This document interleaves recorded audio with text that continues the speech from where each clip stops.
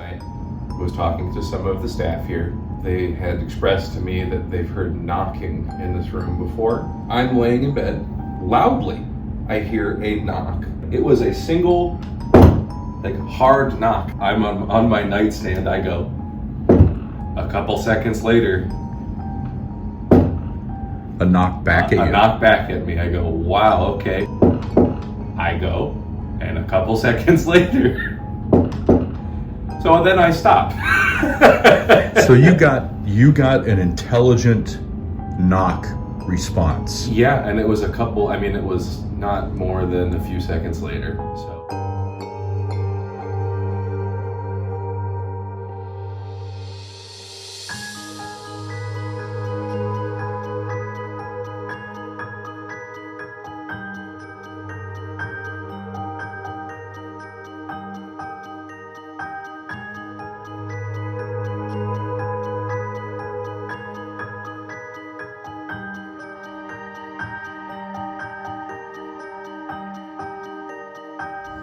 Today we are in Hanoverton, Ohio, in Columbiana County. We are back at the Spread Eagle Tavern, a place that has an incredible link to my personal history and is a well-established meeting point for the people of Hanoverton, now and during the birth of this town. I'm inviting you today to come along with us as we talk about the history and the haunts of the Spread Eagle Tavern. I'm going to go inside. So if you're curious, let's take a walk through history.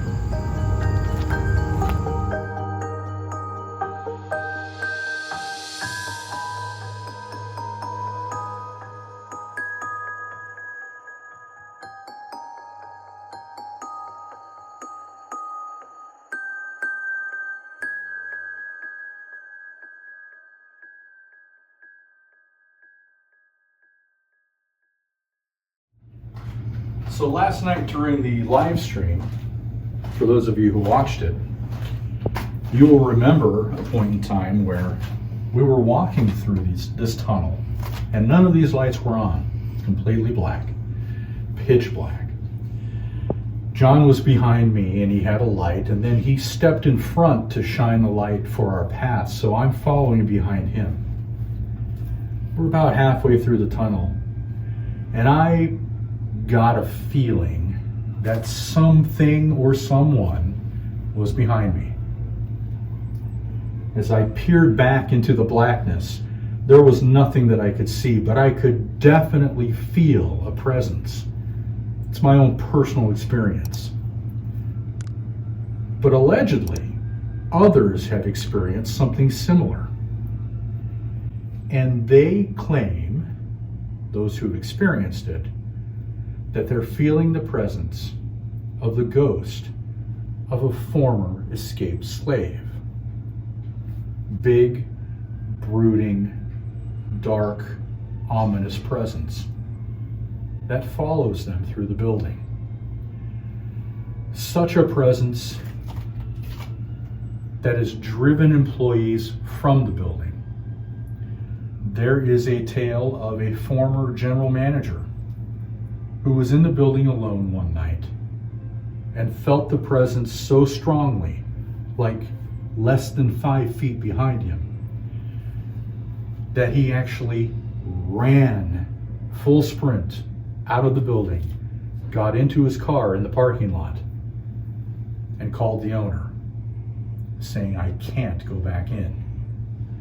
And he didn't. A general manager who was beloved by many does not work at the Spread Eagle anymore.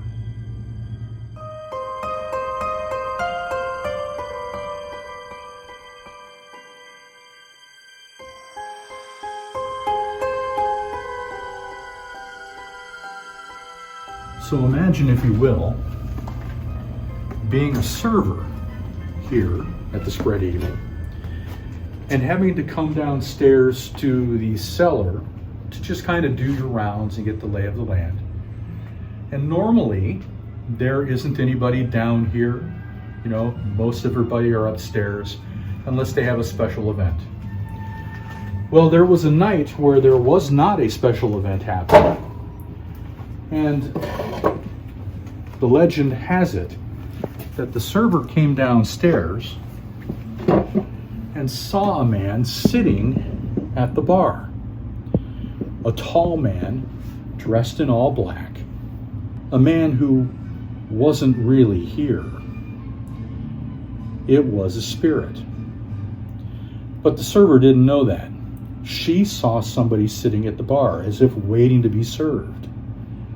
So she quickly went back upstairs to kind of ask why there was somebody seated downstairs. And the staff upstairs said, "There is no one downstairs." To which she replied, "Yes, there is."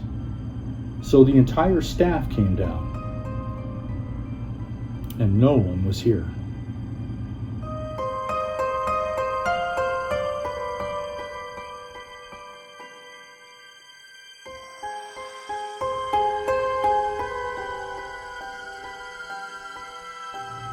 So there are a couple of pianos here at the Spread Eagle Tavern. One is upstairs in the main dining room up in the loft, and the other is down here in the rat cellar. This piano is not a player piano. This is a piano that must have somebody at the keys, striking the keys to produce sound. Last night, I heard this piano play, and there was no one down here. It was brief, but it was clearly this piano playing. And again, one of those things about the Spread Eagle Tavern that can make your hair stand on end.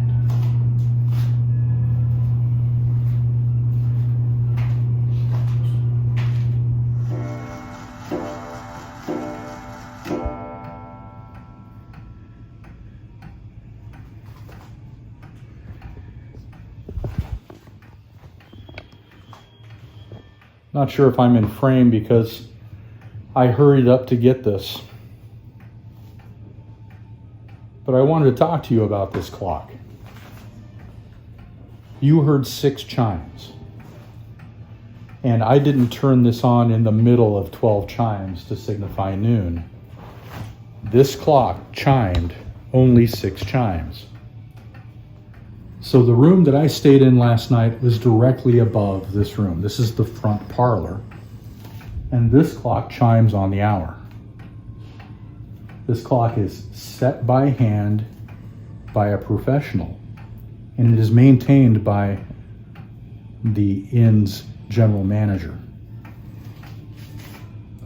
Whether it is a fluke of mechanics or whether it is haunted, that's up for debate, and I'll let you decide how you feel about that. But this clock does not chime the correct time. It's noon. It should have chimed 12 times. It chimed 6. And I noticed that last night when I was staying in the room above. I would periodically look at the clock, look at my phone, and notice that the chimes coming from this clock weren't right. Paranormal? Maybe.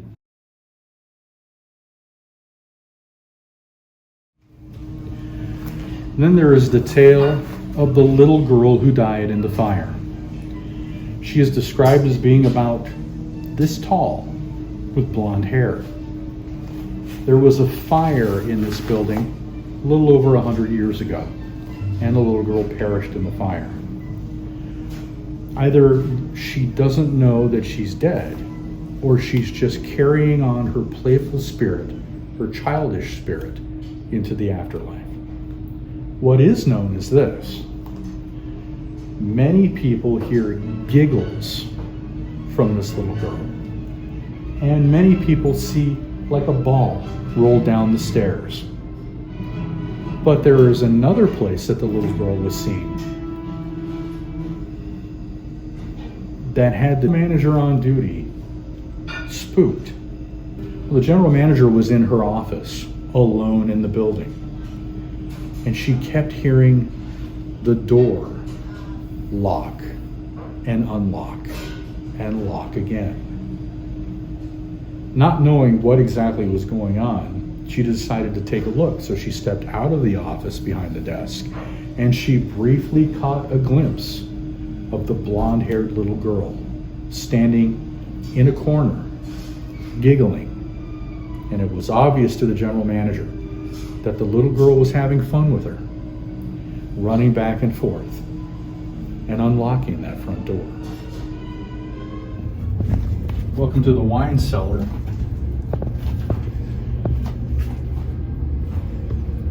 Big old heavy door. Does not move freely on its own. Okay, not opening the door.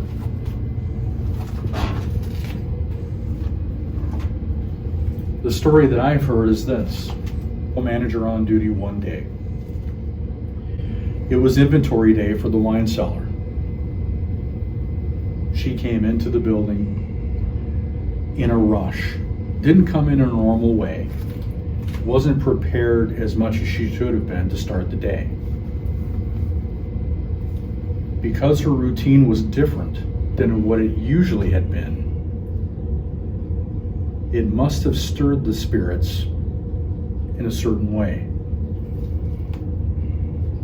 She went into the wine cellar to do the inventory and left the door open behind her. Suddenly, without warning, this door that does not swing on its own slammed shut. Imagine the fear. She stood in the wine cellar for a while behind this door, contemplating what she should do.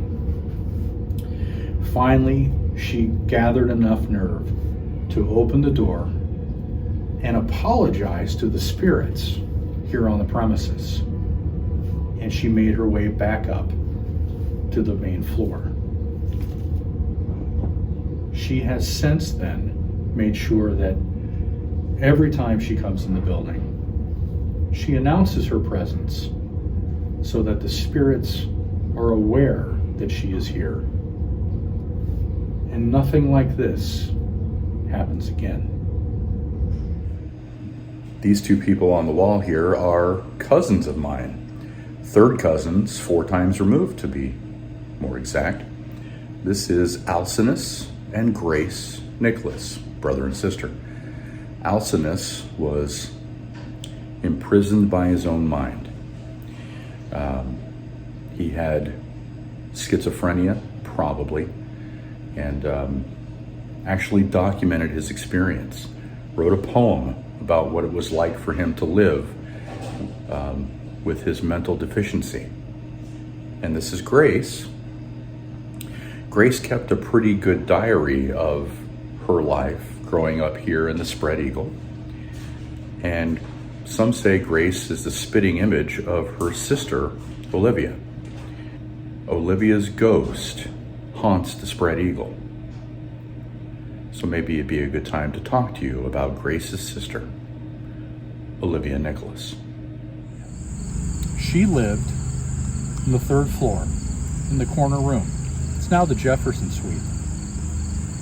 And Olivia was, well, she was kind of a tortured soul.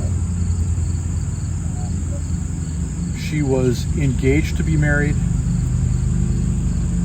Her fiance left her. This was in New York while Olivia was pursuing her acting career.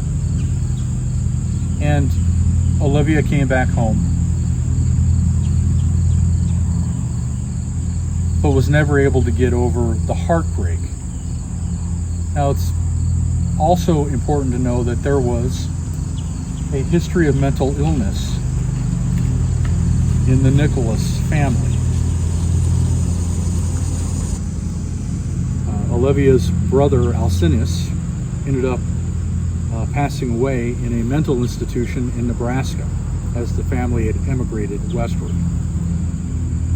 Olivia, being heartbroken, came back home and she was never able to regain her faculties, as it were. Heartbroken, some mental illness, she slowly lost her mind. It got to the point where Olivia was bothering the people who would come and visit the inn and the tavern. So they ended up periodically having to lock Olivia in her room, the third floor corner. Well, days turned into months, turned into years.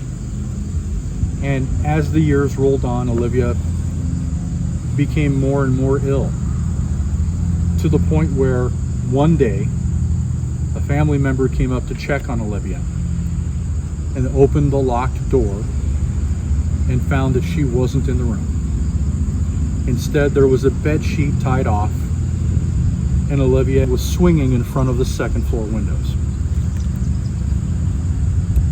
So Olivia's ghost is said to haunt the establishment.